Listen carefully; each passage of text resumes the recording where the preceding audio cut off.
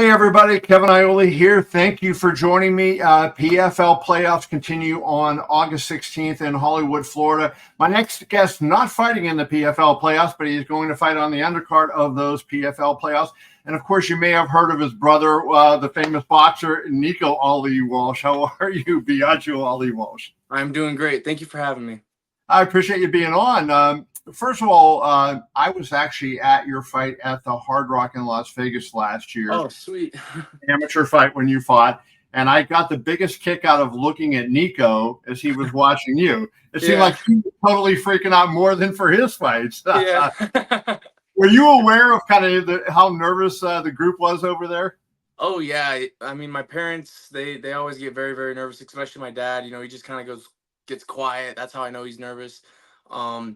Nico too, my mom, everybody gets really nervous for my fight. It's a lot different than boxing. There's a lot more tools and a lot of there's more ways to lose in MMA than there is boxing. So yeah, they always get nervous. I get nervous as well, but that's what I signed up for. When I started covering MMA, I was a longtime boxing person. Mm-hmm. Then I got into MMA, and I didn't understand it as well at the beginning. And the thing I grew to love about it is there's more ways to win and more ways to lose in MMA. Whereas in boxing, if I'm better than you, the fight's probably going to continue to go that whole way. But in MMA, you can make adjustments and everything. Is that what attracted you to the sport as opposed to boxing? Yeah, what attracted me with MMA is the different tools that you could use. You could kick, you could punch, you could do spinning kicks, spinning punches, flying knees, submissions, wrestling. Like there was so many tools that you can use in MMA that really excited me. And I think I'm a pretty good athlete, so athleticism plays a big part in being able to do and use all those tools, especially as a striker as well. So yeah, it attracted me more. And originally I was training MMA just to stay in shape, when I was done with football. And I came to love it. I was getting better and better. And then I was like, okay, maybe I do just one amateur fight. And then one turned to two, and then two turned to three. So, yeah.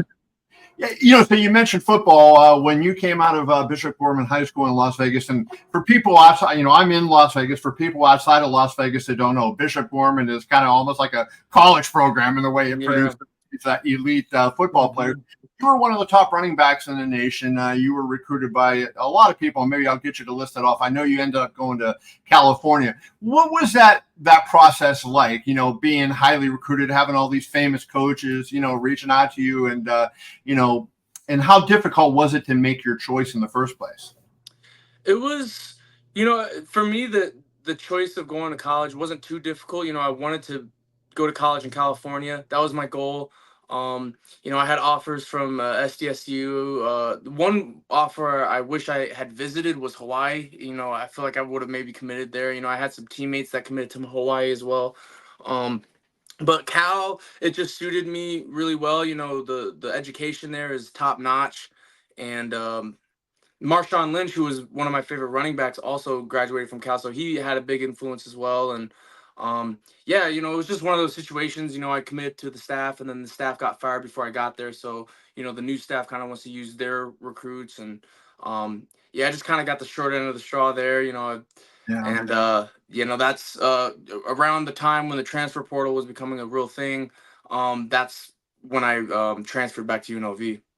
So you went to UNLV, and again, a lot of people they know UNLV for basketball, not for football. UNLV football has historically not been good, although now Coach Barry Odom seems to have them on the right track. Yep. But how frustrating was it for you to have your football career go the way it did, like not on a winning team and not. I'm sure everybody comes out of high school when they're recruited and they think they're going to be an All-American and maybe drafted into the NFL. What were your expectations? It was very frustrating, man. I came from Bishop Gorman High School, which we were number one in the country 3 years in a row. I never lost a high school football game. We were 54-0, including my freshman season. I mean, if it's not varsity, but still, we were undefeated, 54-0.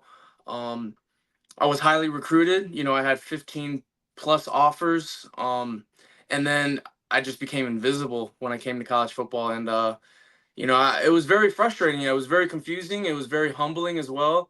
Um, I didn't know what to do. When I transferred to UNLV, the same kind of thing happened. I never really got any playing time or really got the opportunity to show my athleticism and everything. So yeah, it was very frustrating. When I was done with football, I kind of just, especially living in Las Vegas, it's very easy to get distracted and go out and try different stuff and do stupid things. So that's exactly what I did. I was very frustrated. I was basically just kind of numbing that pain that I had deep down inside me. So, um, my only outlet really was going to Xtreme Couture and training there and staying in shape there.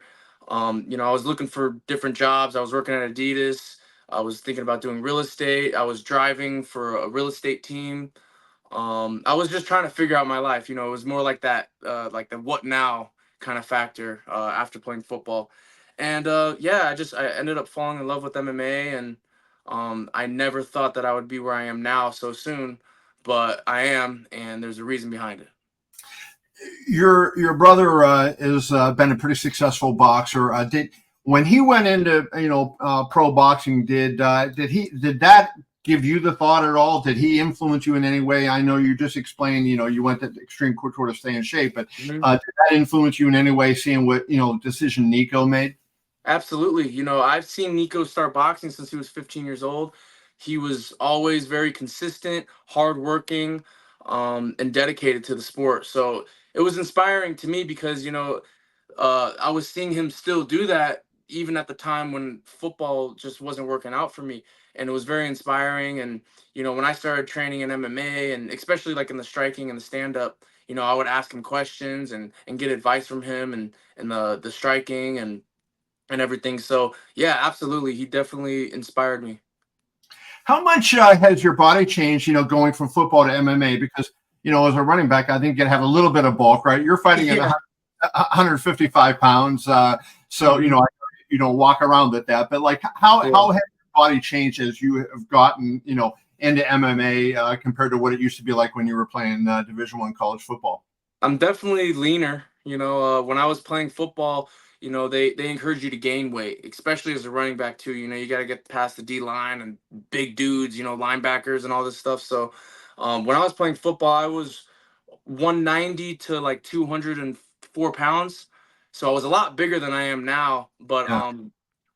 going into a different sport, now you got to lose weight. Now you're told to go down in weight. So yeah, I'm definitely a lot leaner, but I like it. I like my physique in the sport, and I got to be careful with not gaining too much weight when I'm not in camp, because Right. I like to eat, man. Like, if you go on my Instagram, my only highlights is it's nothing with it's just food.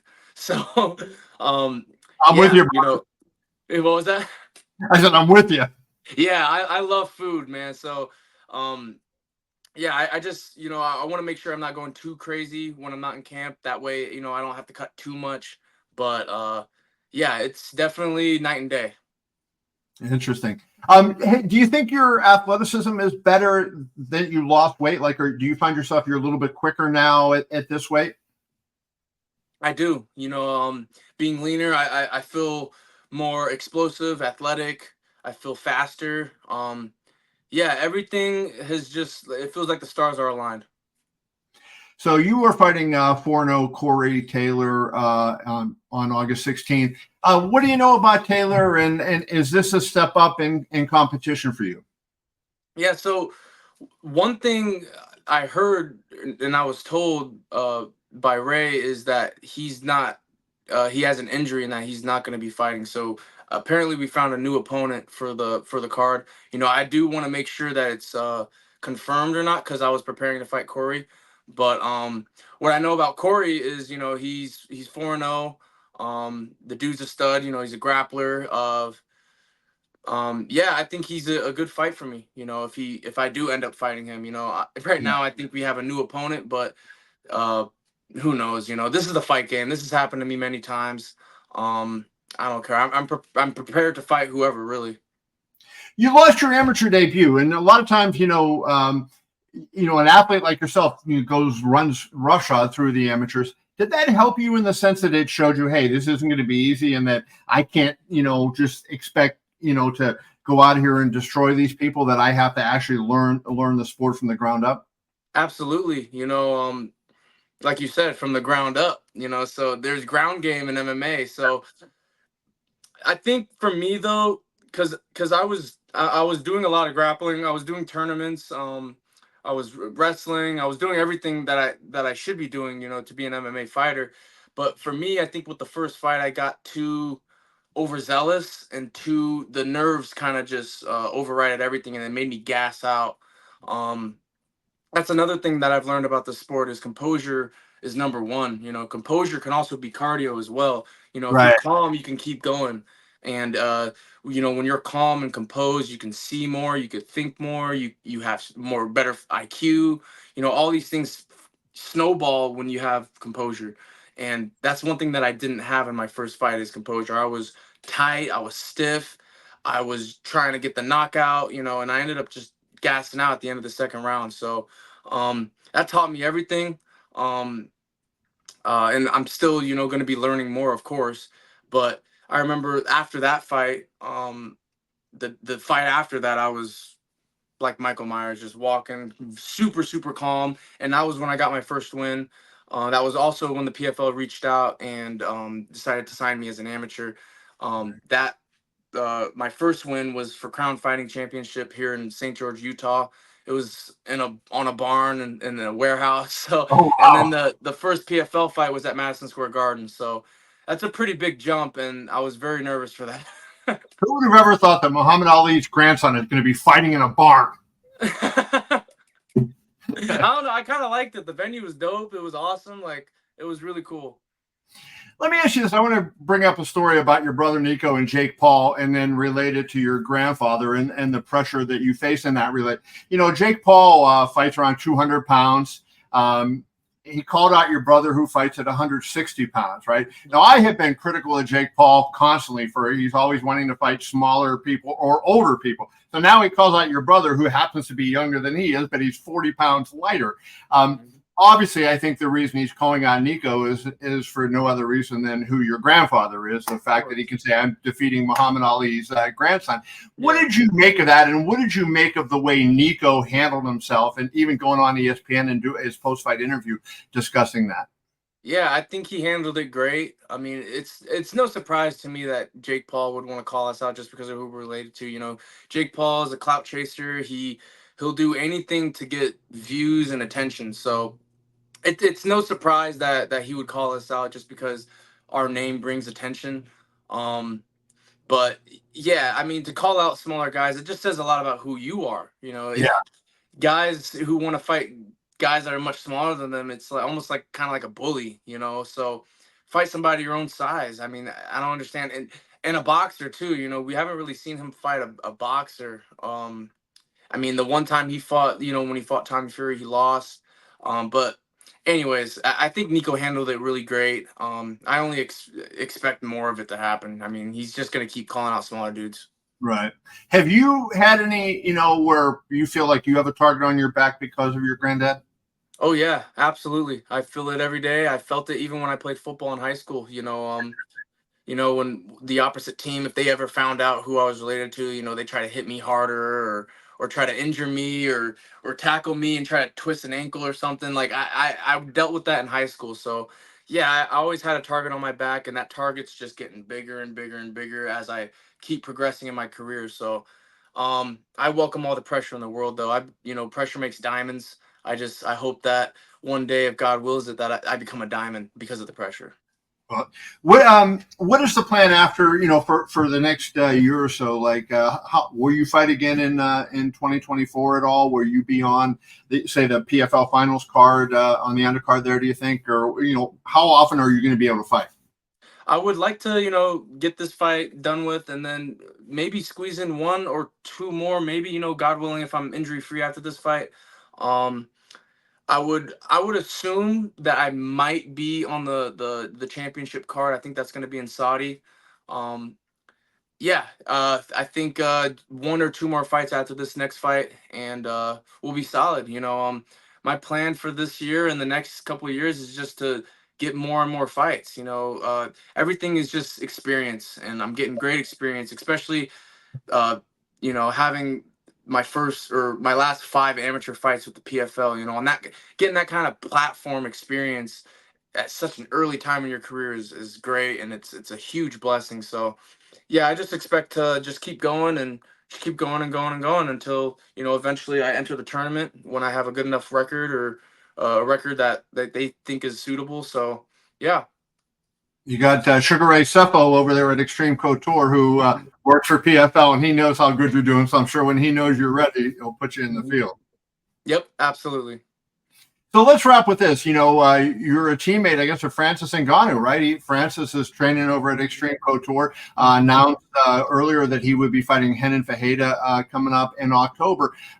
People have questions. Francis hasn't fought since 2022. Do you ever see him train at all? And if so, what do you see in him? And do you think his MMA is still on point, given that he hadn't fought in a while? Absolutely. I haven't really seen Francis train that much at Xtreme. You know, he might be at a different practice that because the bigger dudes spar at a different time than like 55 and below. So maybe that's why I haven't seen him. But absolutely, I mean, Francis is with the right guys. He's got Eric Nixick in his corner, who is a top tier coach. Yeah, Francis is Francis too. He's got the power. The power didn't leave. He definitely has the wrestling. We saw that when he fought Gon. Yeah, it's going to be a really exciting fight, especially you see 2 giant dudes fight each other. It'll be something else. Well, there's going to be a lot of hype around that one. Biaggio Ali Walsh, we appreciate you, brother. Good luck, whether it's Corey Taylor or somebody else, whoever it turns out to be. Good luck, and thank you for your time. Thank you so much. Appreciate you.